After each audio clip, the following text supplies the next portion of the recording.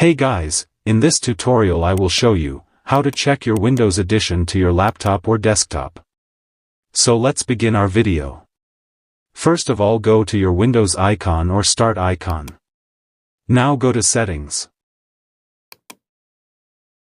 Go to Update and Security.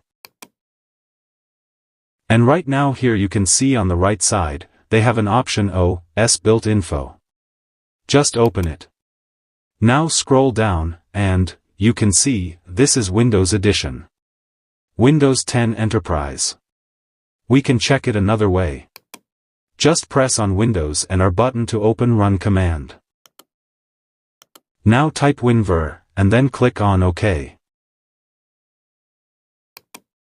And here we can see our Windows Edition.